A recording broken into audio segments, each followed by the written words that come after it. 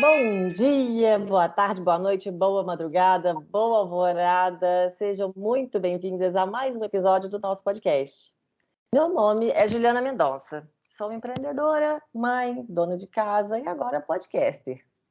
A cada 15 dias eu entrevisto mulheres sensacionais que dividem com a gente um pouquinho de suas histórias e nos dão uma forcinha para seguirmos firme no nosso propósito.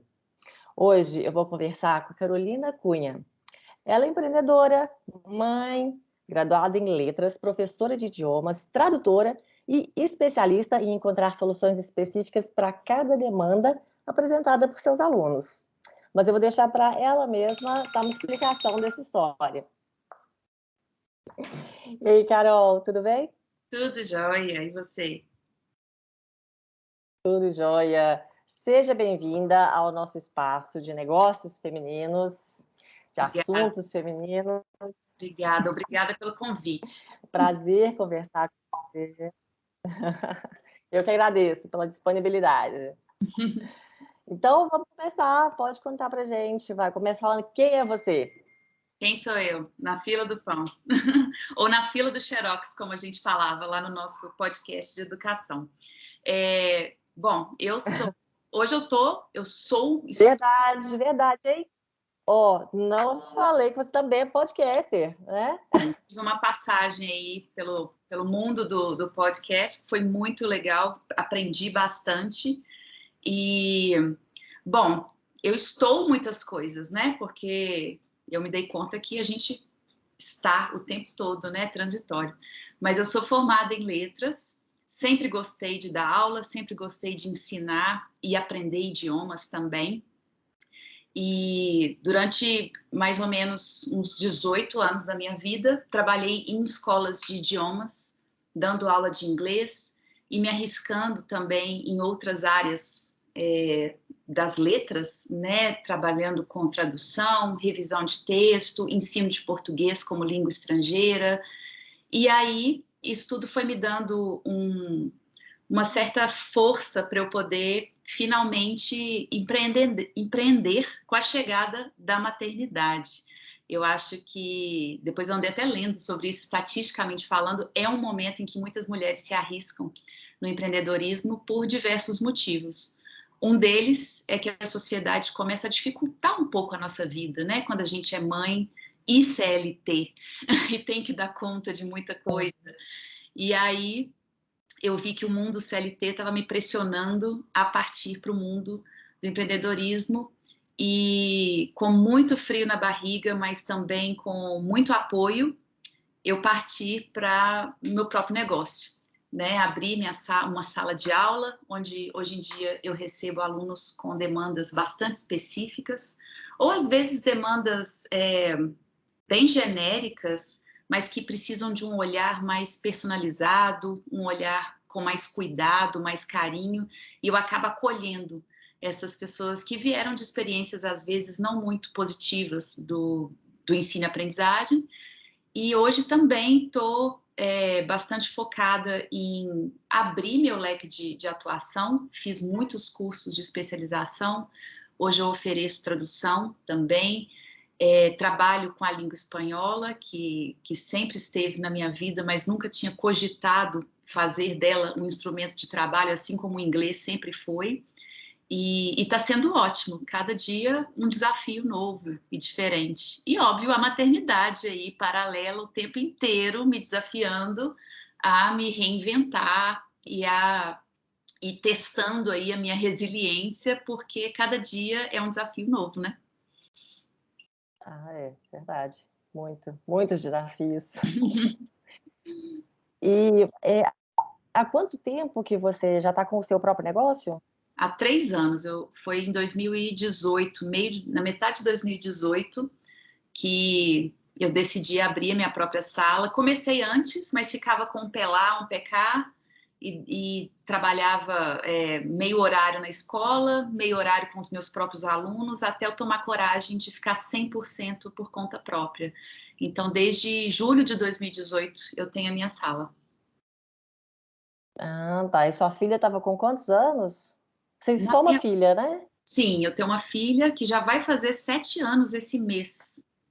Então, ela estava lá com seus 3 anos de idade, né?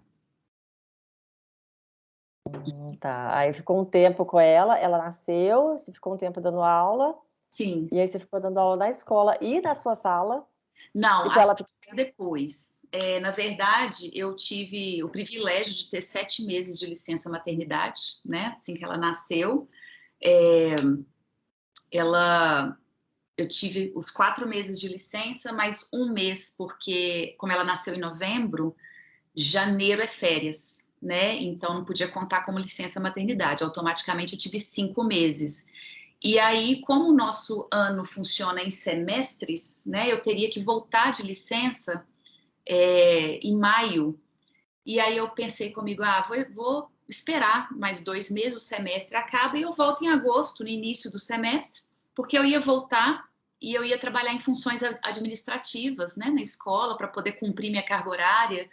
E eu não me senti preparada para voltar, né? A licença maternidade é um período de muita ligação, né? Muita conexão. Você vai criando essas conexões e você vai descobrindo a cada dia como é que é ser mãe, como é que é esse negócio de não ter agenda, né? De uma surpresa por dia e todos os compromissos que você tem com um novo bebê. E não me senti pronta e acabei tirando 2 meses de licença não remunerada e aí voltei em agosto. E voltei com uma carga horária muito reduzida. Automaticamente, meu salário foi lá para o chão, né? E isso causou uma mistura de sentimentos em mim, porque ao mesmo tempo que eu queria e precisava voltar para o mercado, né? Para o meu trabalho, porque é algo que me faz muito bem e eu nunca me vi fora desse papel, né? De professora, enfim. Eu precisava também estar com a minha filha, né? E aquilo, eu acho que toda mulher passa por isso, né? Quando tem que sair, quando a licença acaba e aí a vida volta ao normal, mas é um normal, né? Com o novo normal. novo normal, tem elemento a mais ali que você tem que dar conta, que você tem que inserir na sua agenda. E aí eu resolvi cortar minha carga horária pela metade, né? Fazia sentido para mim passar as manhãs com ela, à tarde ela ia para a escolinha, eu ia para a escola. Só que o meu salário foi lá para baixo, né? E eu não podia mais aceitar também os trabalhos extras que eu fazia de vez em quando, que davam gás na minha renda. Isso foi me deixando muito para baixo, né? E eu não estava trabalhando com o público-alvo que eu gostava, e as coisas na escola não estavam muito legais, passando por período de adaptação e um período de mudança também de abordagem na escola, né, perdendo muitos alunos e aí mudando o tempo todo a abordagem, aquilo foi me incomodando muito, até que eu me vi numa encruzilhada, né? Eu pensei, bom, eu tenho que começar a pensar em outras formas de aumentar a minha renda, porque eu estou muito infeliz em não tendo a renda que eu tinha. E aí a primeira ideia foi fazer um curso de especialização em tradução. Eu já sabia, eu já fazia tradução, né, de maneira bastante amadora, depois que eu me dei conta disso. E aí busquei um curso para melhorar as minhas técnicas de tradução, para entender o mercado, né? E aí fiquei super feliz em descobrir que eu sou boa em algumas coisas e outras coisas que eu achava que eu era boa, eu não era boa. E não, por exemplo, tradução de documentos, né? Inglês jurídico de forma geral, eu achava que eu dava conta, eu joguei a toalha na primeira aula, não é para mim. E, em compensação, eu descobri outras coisas, né? Tradução de textos jornalísticos, versão, que é algo super complicado de fazer, que é transformar a sua língua materna na língua estrangeira. Isso é bem complexo de fazer. Parece ser muito fácil, mas é muito complexo atingir uma naturalidade no texto, né? E você sabe bem Não disso. parece ser fácil. Carol. Eu lembro das minhas aulas. Só contextualizar para quem está escutando, porque eu procurei a Carol, porque eu estava querendo fazer a prova da diplomacia. Querendo não, né? Eu estava fazendo a prova do Rio Branco e precisava de alguém que me ajudasse ali naquele, porque era muito específico, não era uma prova qualquer de inglês, né? E aí a Carol, sensacional, procurou as provas anteriores, fez comigo, corrigiu meus textos, e aí nessa prova a gente tem que fazer a versão e a tradução, Pois né, é. Carol? E eu sei o caos que é. A versão é muito difícil. Nossa, é difícil. E eu acho que eu tive mais gás para me esforçar em ser boa em versão, porque na primeira aula de versão que eu tive no curso, era uma professora estrangeira, ela foi criada no Brasil e nos Estados Unidos ao mesmo tempo. Eu não entendi muito bem a história dela, porque eu lembro que eu cheguei 15 minutos atrasada nessa aula e já não fui com a cara dela. Mas ela basicamente falou assim: eu não tentaria me aventurar no universo da versão, porque é muito difícil. Ela basicamente desencorajou a gente, né? Porque ela que transitava entre os dois mundos, né? Da língua portuguesa e da língua inglesa como nativa, para ela fluía, era fácil, mas os textos que ela lia por aí não eram tão evidentes. E eu falei, o quê? E aí eu acho que assim, aquilo me motivou a ser boa, sabe? Que eu passei com 97 em 100, tá? Porque eu acho que ela me deixou com tanta raiva. Falou, o quê? Eu vou fazer esse negócio direito, sim. E as minhas versões foram muito bem avaliadas, eu fiquei muito feliz. Mas terminei esse curso e aí meu marido me encorajou a partir para o profissional. Ele falou, poxa, você acabou de gastar uma grana nesse curso, foi mais caro do que uma pós-graduação, não era um curso de pós-graduação, era um curso de mãos à obra, assim, vários tradutores do mercado ensinando a gente a traduzir em diversas áreas diferentes. Aprendi demais, me dei conta do tanto que eu estava sendo amadora, né? Tanto que eu trabalhava assim por amor à língua, mas eu não tinha as técnicas. E aí meu marido me encorajou a investir. Isso era 2017. Foi quando eu criei a minha marca, né? Procurei uma agência para desenvolver a minha identidade, né? Para desenvolver um pouco o que eu queria ser como profissional autônoma. E o segundo momento aí desse processo foi procurar um lugar para eu me estabelecer, né? Enquanto isso, eu dava aulas particulares num coworking, né, para puxar para o mais profissional possível. Eu achava importante ter essa apresentação para o aluno. Então, eu dava aula na escola, dava aula no coworking e fazia uma ou outra tradução e comecei a investir no meu site, investir numa página profissional, né, no Facebook, Instagram. Criei uma estratégia mesmo para entrar no mercado e fiz cursos de empreendedorismo na área de ensino. Existem muitos professores hoje que são autônomos, que ensinam o caminho, né? Eu acabei me tornando uma multiplicadora, vamos dizer assim. Hoje em dia eu ofereço também esse tipo de curso para professores, porque eu gosto de oferecer para os professores as coisas que eu tive muita dificuldade de encontrar. Eu tive que garimpar muito para achar o curso de tradução, né? Para achar um curso que me desse um norte, o que fazer, porque a gente sabe muito de sala de aula, mas a gente não sabe do bastidor, né? A gente não sabe como é que ir atrás de um aluno, criar uma proposta de marketing.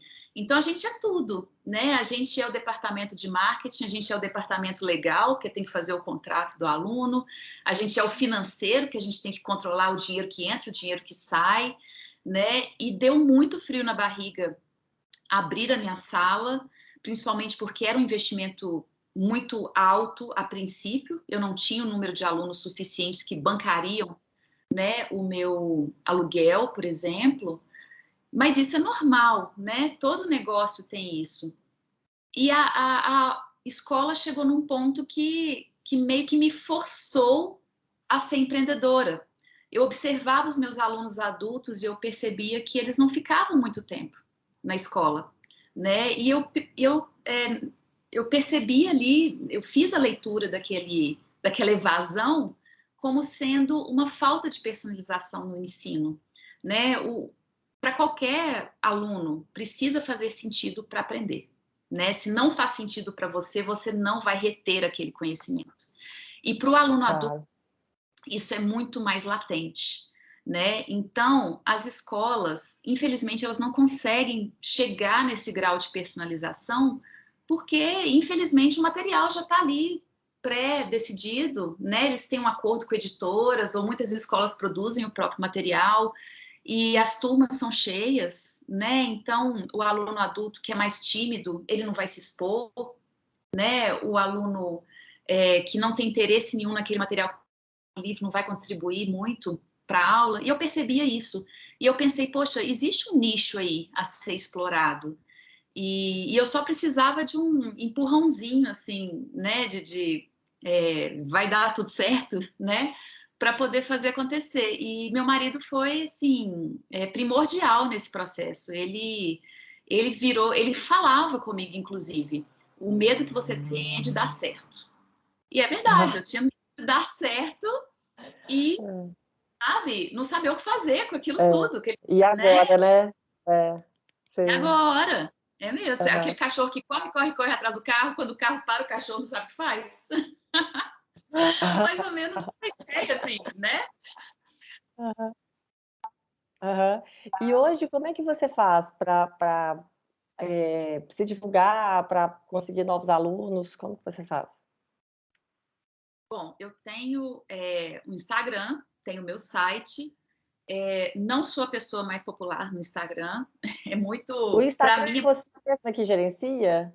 não. Desde o ano passado, do final do ano passado, a minha irmã gerencia o meu Instagram. Ela trabalha com redes sociais e criação de conteúdo. E ela fez um curso e ela me usou como cobaia por um tempo. Ela falou assim, eu posso gerenciar o seu Instagram? Que eu estou aprendendo umas coisas muito legais que eu queria pôr em prática. Eu falei, vai fundo, porque eu não tenho muita paciência para ficar postando e tal. E deu super certo, minha irmã entendeu, ela captou a minha essência, assim, o que eu queria passar. E depois do test drive, eu comecei a realmente pagar ela para gerenciar as minhas redes.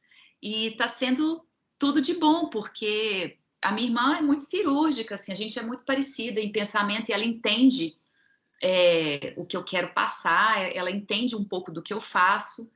E aí é só por isso que eu dou conta e ela tem estratégias que acabam atraindo mais pessoas. Mas o propósito não é ter um Instagram cheio de seguidores, né? É poder divulgar o meu trabalho. E hoje em dia, graças a Deus, tem pessoas que chegam até mim falando assim, não, porque o amigo do meu amigo fez aula com você. Eu falei, qual que é o nome dele? Nossa, esqueci. Vou procurar com o meu amigo. Então, assim, isso me dá uma satisfação, né, de você perceber o tanto que está enraizando, assim, e as pessoas vão chegando até mim, né? Eu mesma foi por indicação. Foi a amiga, né? A minha amiga fez aula com você e me falou que era só você que poderia resolver o meu problema, era mais ou menos assim. Né? Então, eu acho legal, porque ex-colegas de trabalho, por exemplo, me indicam sempre que alguém põe uma batata quente na mão deles, né? Às vezes eles não têm o perfil, né? E eu tenho o perfil da batata quente. Eu sempre fui aquela professora que incomodava na sala dos professores, porque alguns professores acham tranquilo, dá 5 anos, aula 5 anos com o mesmo material, já conhece frente e verso, assim, já consegue recitar em qual página que tá, não sei o quê. Eu ficava muito incomodada com isso, né? E tinha semestres, às vezes, que eu tinha 2 turmas fazendo o mesmo livro, mas que exigiam aulas diferentes, né? Porque tinham perfis diferentes, e eu me dava, sim, o trabalho de fazer 2 aulas diferentes, preparar 2 aulas diferentes, e trazer coisa extra, e trazer coisa de casa, né? E tinha professores que achavam legal e colavam em mim e acabavam se tornando colaboradores, né? A sala dos professores era muito gostosa nesse sentido, mas tinha professores também que me viam como uma dificultadora da vida deles, porque eu acabava aumentando o nível ali de exigência, de expectativa, né? Então, eu sou essa pessoa. Eu acho Você mostrava que dava para fazer melhor que aquilo, né? Inclusive, tinha alguns professores que chegavam para mim de última hora e falavam assim, você pode me substituir amanhã, tal hora? Porque eu tenho isso, isso e isso. Eu falei, você tem certeza? Que eu vou dar uma aula daquelas e depois você vai ter que chegar no... né? Eu brincava assim, cutucando. Porque essa sou eu, né? É cansativo, às vezes é um desafio. Eu lembro que eu tinha turmas grandes, mas eu falava, não, essa semana eu vou fazer uma aula brilho, sabe? Para tirar esses meninos da zona de conforto deles. E quando você vê a resposta do aluno, é muito satisfatório, eu fico muito feliz, né? E eu acho que por isso que deu tanto certo essa minha investida no nicho, né? A criação de aulas personalizadas. Eu sou uma pessoa que não tem medo do desconhecido, então as pessoas chegam para mim precisando de soluções, de, às vezes, cursos, formatos que eu nunca dei aula antes, que eu não conheço direito, e eu vejo isso como um desafio, eu não vejo isso como um problema, um entrave, né? Então, os alunos que vieram para mim querendo fazer aula do Instituto Rio Branco, você não foi a primeira, mas você me colocou Eu ia aqui te perguntar isso. de melhorar, né? Então, eu cutuquei a internet para saber quem oferecia esse tipo de coisa. Eu achei uma professora no Rio de Janeiro e paguei para ela uma consultoria para ela me explicar e para me mostrar, né, como que eu chegava lá. Isso foi um investimento, não foi um gasto, né? Teve uma aluna que chegou para mim e queria ser médica nos Estados Unidos e para isso tinha várias etapas que ela tinha que fazer. Uma das etapas era fazer uma prova de inglês, de um certificado para profissionais da saúde. E eu fui correr atrás desse certificado para saber o que era isso, para poder preparar ela, porque é uma área que me interessa. Outras áreas que eu sei que eu não vou ter tempo de explorar para poder oferecer o melhor de mim para o aluno, eu acabo recomendando outras pessoas, né? Então, tem gente que chega para mim e precisa de aula para fazer uma prova específica lá, para entrar nos Estados, para uma faculdade nos Estados Unidos, o GSE, esqueci, GMAT, essas qualificações.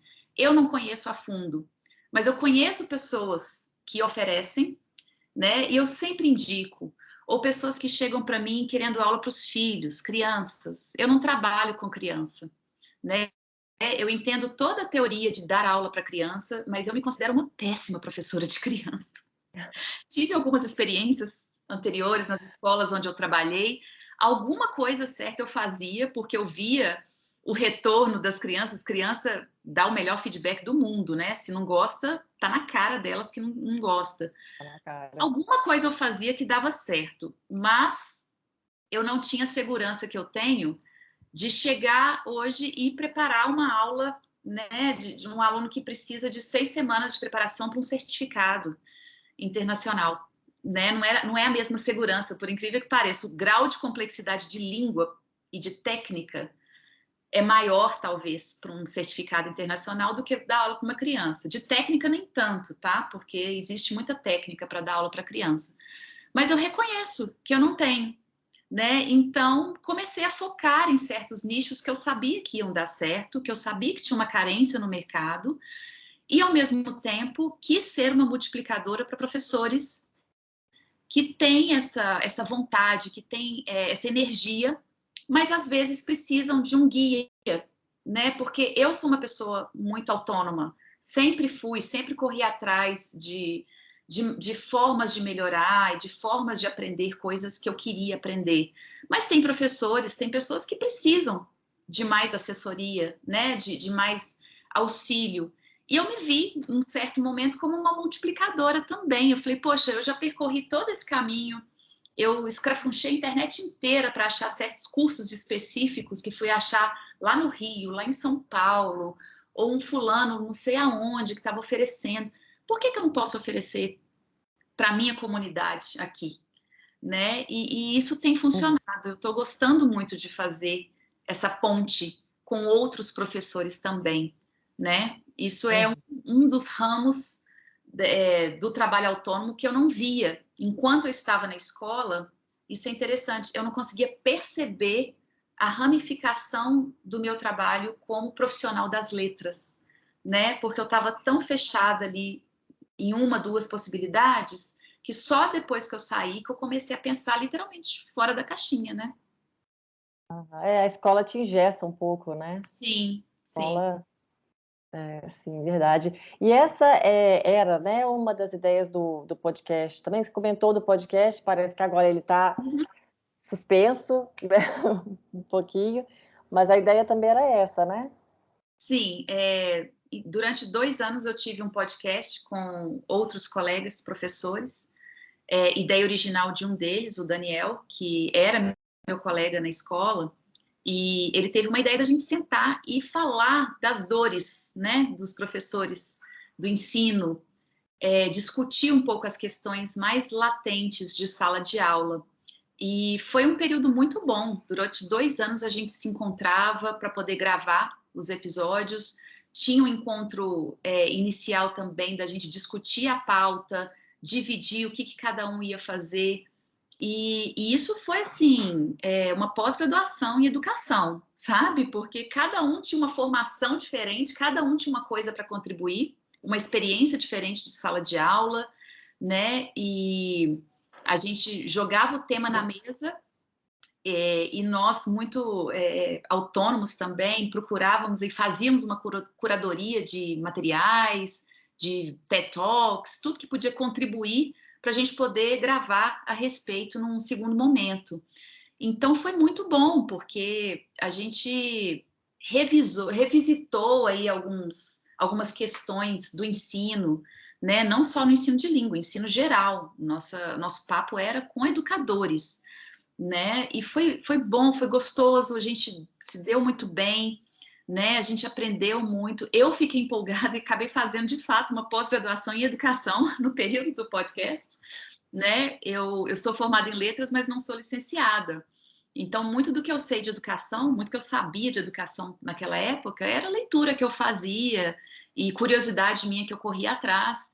E aí, de repente, eu falei, poxa, vou fazer uma pós em educação. Estou gostando muito desse assunto.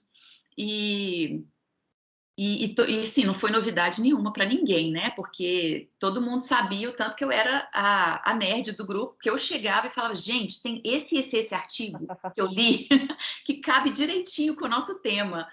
E fazia uma curadoria mesmo de artigos, né? E tem a Juliana, que era uma outra integrante do nosso grupo, eu chamava ela de curadora de TED Talks, ela sempre tinha uma TED Talk do assunto. Então, era muito bom, foi um período de aprendizagem. Infelizmente, a gente não conseguiu continuar com o projeto, mas ele está aí, tem um material aí na internet para quem quiser conhecer, mas foi mais uma ramificação do que o empreendedorismo me trouxe, né? O podcast, fazer essas conexões com as pessoas e empreender não é, na verdade, abrir uma empresa e fazer dinheiro, né? É muito além disso e eu não me via empreendedora, né? A gente se vê muito engessada nesse modelo CLT para sempre, com essa falsa impressão de que o modelo CLT vai te resguardar para o resto da vida e vai cuidar de você, e, enfim, e tem as pessoas também que têm essa ideia de prestar concurso público para ter a tão sonhada estabilidade, né, e o estado de você, mas não é bem assim, né, não é bem assim. Hoje em dia, nós todos temos que ser empreendedores em algum nível, né, e não estou falando do nível da autopromoção. São várias formas de empreender, né? Existem várias formas de empreender. E eu fui aprendendo isso com o tempo, né? Eu não me aventurei, né? Cheguei e falei, eu sei dar aula, vou abrir uma sala. Sempre fui com muito cuidado, muito respaldo, sempre internalizando o mantra, né? Que eu não sei tudo, que sempre tem espaço para aprender mais. E hoje em dia eu aprendo com muita gente e fico surpresa de ver o tanto que eu posso fazer a diferença na vida das pessoas também, né? Os ex-colegas que chegam e falam que estão seguindo o meu trabalho, né? Que me indicam alunos porque sabem que eu vou dar conta da demanda. E eu tive um caso também esse ano que eu fiquei muito feliz. Tem uma professora que eu sigo, ela é de São Paulo, do interior de São Paulo, e muito empreendedora também, muito competente. Ela curtiu um post meu Aí fui lá ver quem ela era, comecei a seguir ela e comecei a curtir tudo que ela postava. E eu achava que ela era assim, já estava bem estabelecida há muitos anos nesse negócio de aulas online, né? Ela já dava aula online desde 2017, eu acho, antes mesmo de se tornar tão popular como é hoje. E em 2019 eu fui para Brasília apresentar um trabalho num evento de professores de inglês e eu fui assistir uma palestra que ela deu. Ela foi dividir a experiência dela como professora online, 100% online. E assim que eu cheguei na sala dela, ela olhou para mim, ela falou assim: "Você não me é estranha". Eu falei assim: "Você é a Thaís, né?" Ela: "Sou". Eu falei: "Eu te sigo no Instagram, sou super fã das suas postagens, das coisas que você faz". Ela: "Ah, você é a Carolina". Eu falei: "Uau, como assim?" Eu não tenho nem seguidores no Instagram, então assim. E, e aí. Importante não a quantidade, a qualidade. E eu nem posto foto minha, eu raramente posto foto minha. Hoje em dia, minha irmã me cutuca muito para eu postar, porque ela fala: "Carolina, você não tem noção de quando você posta uma foto ou vídeo, o tanto que as pessoas olham mais para você, param para prestar atenção em você". Eu falei: "Ah, tá, tô trabalhando mais nisso, porque o propósito não é ficar tirando foto de mim, sim mostrando meu trabalho". Mas, enfim. E aí, essa professora, esse ano, me escreveu e falou assim: "Olha, acho que eu nunca tive a oportunidade de falar, mas você foi muito importante para mim, porque eu te conheci num momento da minha carreira que eu não tinha muito para onde ir, não sabia muito onde eu estava indo, e eu ia vendo as suas postagens e me deu gás para eu poder continuar. Então, obrigada". E eu assim, gente, quando eu comecei, Olha e eu comecei a só. seguir ela, eu achava que ela era o último bis da caixinha. Ainda acho, porque eu acho legal o que ela faz. E, no entanto, ela estava no Olha só. mesmo lugar que eu, iniciando, com frio na barriga, sem saber o que ia dar.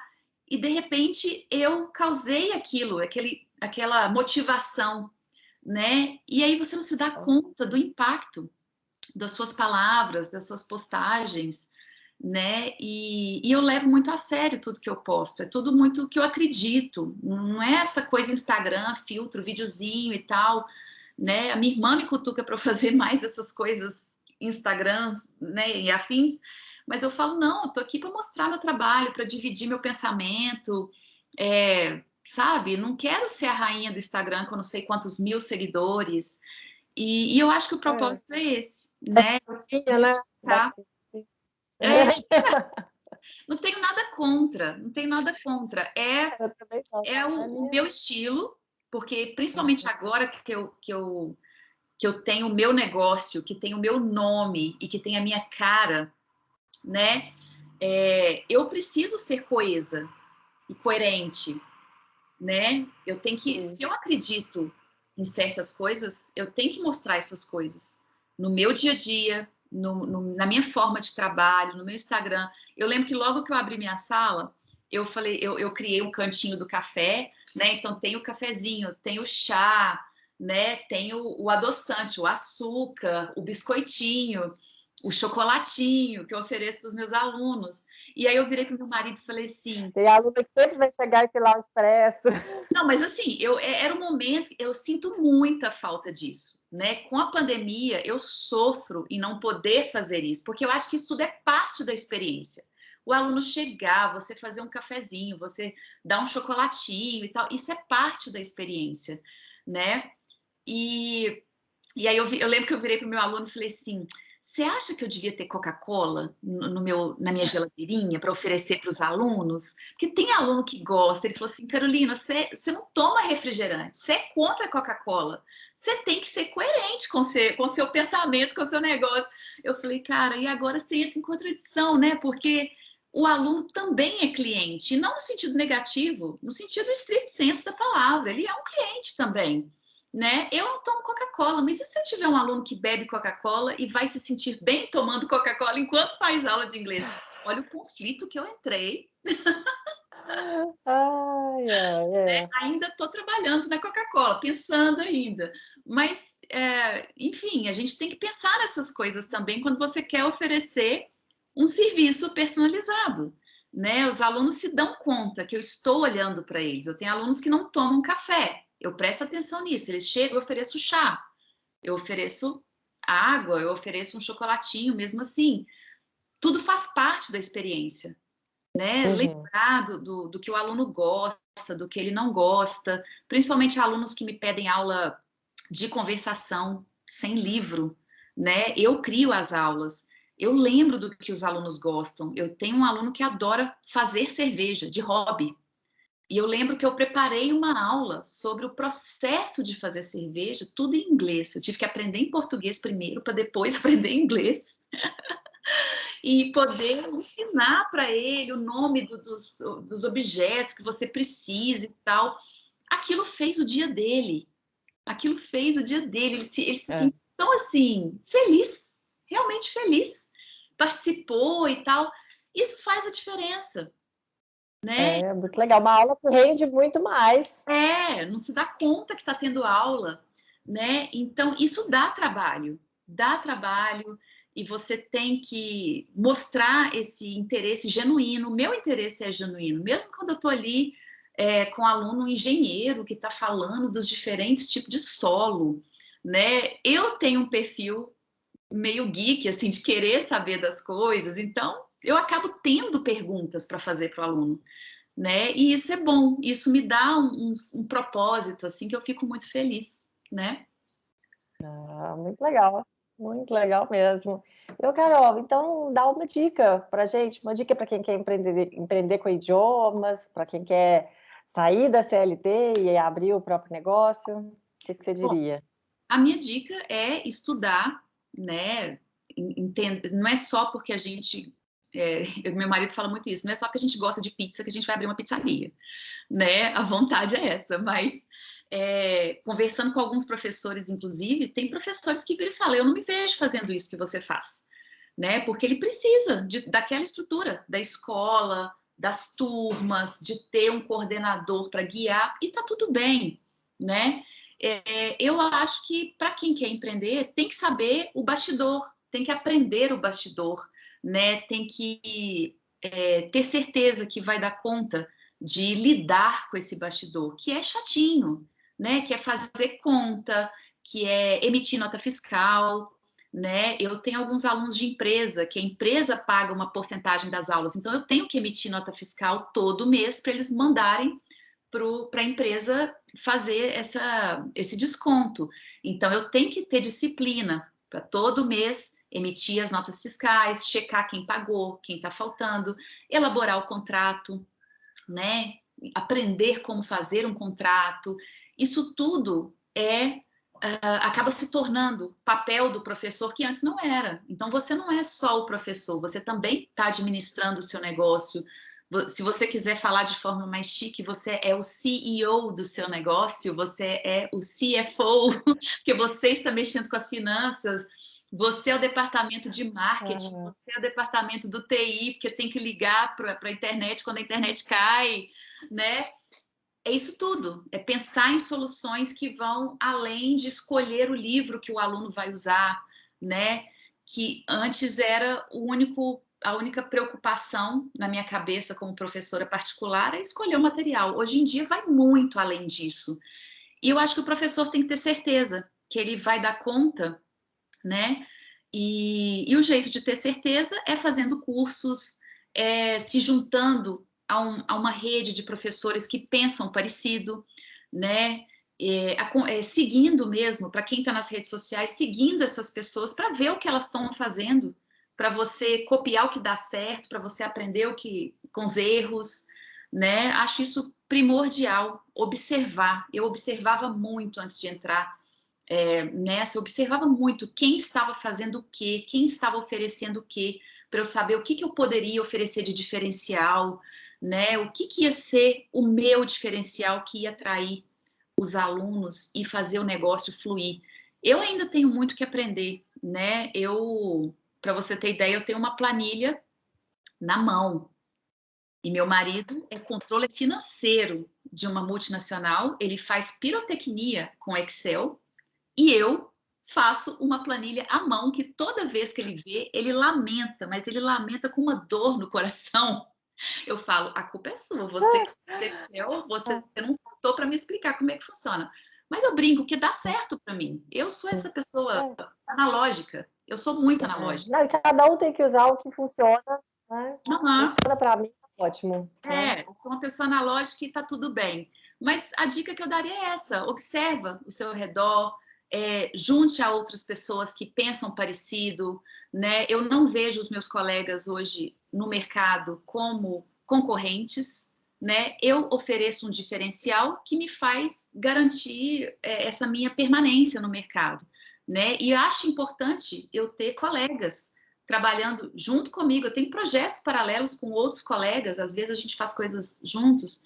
Então, não ver o outro como seu concorrente, aprende com o outro e descobre o seu diferencial para você se garantir no mercado, que é um mercado mesmo grande, tem muita gente trabalhando, muita gente competente, muita gente que não é competente, mas tem uma máscara de competente que engana por um tempinho, mas depois a máscara cai. Enfim, conheça o seu cliente, né? Quem você quer como cliente, né? Eu não quero como cliente aquela pessoa que quer aprender inglês em 6 meses.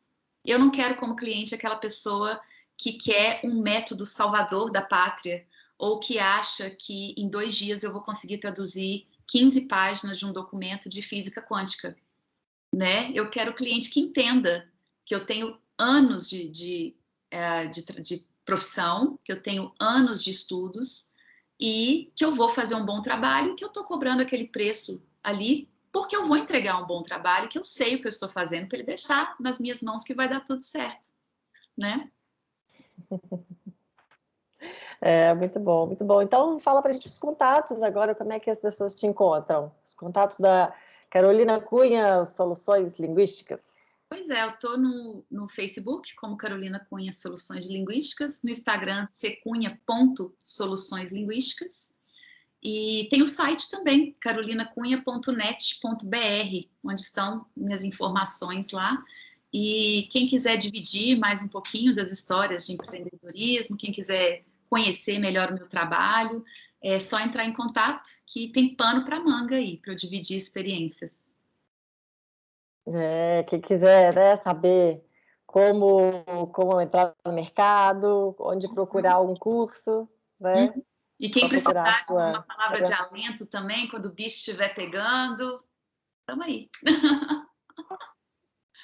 Pois é, Carol, muito obrigada pela conversa de hoje.